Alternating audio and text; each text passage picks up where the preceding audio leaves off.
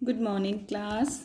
Starting your topic of today, page number 44 of NCERT book, Constants on American Power.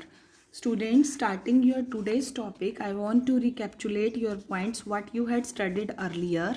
Earlier in this chapter, we had covered beginning of the New World Order. Second was Clinton years.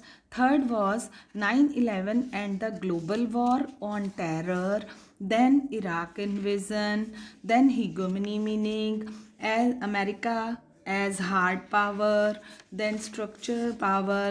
And after that as a soft power.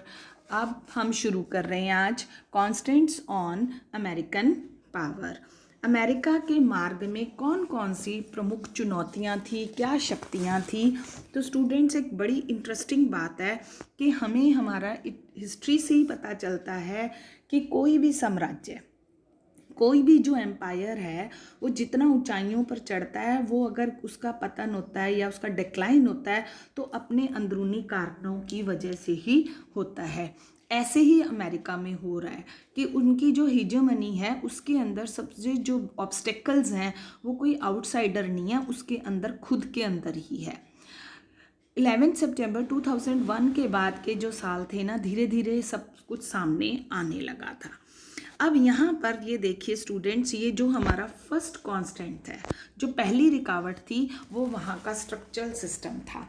Structure के अंदर administration के 3 organs हैं और जो कार्यपालिका है वही सैन्य शक्ति को कंट्रोल करने का काम करती है. वहाँ का सिस्टम जो है ब्रांचेस ऑफ गवर्नमेंट, और उसके साथ साथ signified breaks upon the unstrained and immoderate exercise of America's military को रोकती है. एग्जीक्यूटिव कौन रोकता है? एग्जीक्यूटिव. और सेकंड जो है उनका कारण, सेकंड कारण जो है स्टूडेंट्स उनका, second constant on American power is also domestic in nature है. वहाँ की अंदरूनी ताकत है, वहाँ के लोगों की अपनी प्रवृत्ति है, खुले वातावरण में घूमते हैं, मीडिया के साधन बहुत ज़्यादा हैं, जो कि due to mass communication American society एक ही अलग स्टाइल पर कन्विंस हो जाते हैं, जिससे कि उनके साइंस, उनके क्या बोलते हैं पर्टिकुलर पर्सपेक्टिव और डोमेस्टिक पब्लिक ओपिनियंस को बदलने में मास कम्युनिकेशन का बहुत बड़ा हाथ हो जाता है. और जिससे कि अमेरिका के अंदर फॉरेन के जितने भी उनकी वो थे मिलिट्री सिस्टम्स थे, उनके ऊपर एक बहुत इम्पॉर्टेंट एक्शंस पे कांस्टेंट होता है. और इसी तरीके से जो तीसरा कारण है US, that is perhaps the most important है. वो क्या है? वन ऑर्गेनाइजेशन है पूरे वर्ल्ड के अंदर. ये देखिए, वन ऑर्गेनाइजेशन पूरे वर्ल्ड के अंदर. And what is that? That is NATO. वो क्या है? अमेरिका की पावर को जो कंट्रोल कर सकता है वो है विश्व के अंदर नाटो. नाटो ही एक ऐसी इस प्रकार की ऑर्गेनाइजेशन है जो कि किसको रोक सकती है? Enormous interest in keeping the alliance of democracies that follow the market economies alive. And इसीलिए यह स्पष्ट है कि नाटो में शामिल अमेरिका के साथी देश उसके ऊपर कुछ ना कुछ, उसकी हेगेमनी के ऊपर, उसकी हिजोमनी के ऊपर, उसके जो वर्चस्व है उसके ऊपर कंट्रोल कर सकते हैं. तो स्टूडेंट्स, हमने 3 टॉपिक्स कवर किए, इसके 3 कारण किए. एक तो सबसे पहले उनका एग्जीक्यूटिव सिस्टम, दूसरा हमने किया मास कम्युनिकेशन सिस्टम, और तीसरा हमने किया नाटो का. स्टूडेंट्स, उसके बाद हमारा नेक्स्ट टॉपिक यहाँ पे आ रहा है इंडियाज़ रिलेशनशिप विद यूएसए. ये टॉपिक मैं आपको दूसरी वीडियो में सेंड कर रही हूँ. अब इसके बाद हमारा तीसरा टॉपिक जो हमने आज पढ़ना है वो हमारा आ रहा है how can hegemony be overcome. इसको हम किस तरह से हेजेमनी को ख़त्म हो सकता है, या कैसे, हम तो नहीं पूरा वर्ल्ड इसको किस तरीके से कंट्रोल कर सकता है, क्या हो सकता है, कब तक चलेगा इसका कंट्रोल.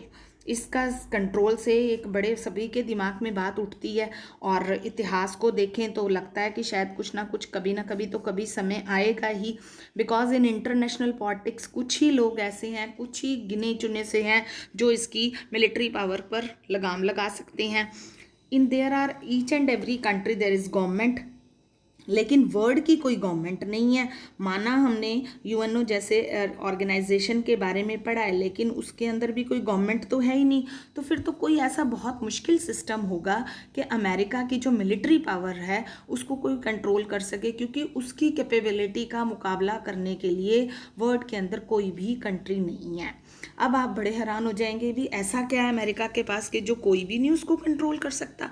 तो लेकिन मिलिट्री कॉलिएशन, अगर कुछ देश जो हैं उसका अपना एक गठबंधन बना लें, जैसे कि वो गठबंधन यहाँ पे देखिए चाइना, इंडिया और रशिया, ऐसे ऐसे कंट्रीज़ जो हैं वो अगर अपना गठबंधन बना लें तो वो कर सकते हैं कंट्रोल किसको, इसी अमेरिका के ही वर्चस्व को। कैसे किसको कर सकते हैं, अमेरिका के वर्चस्व को।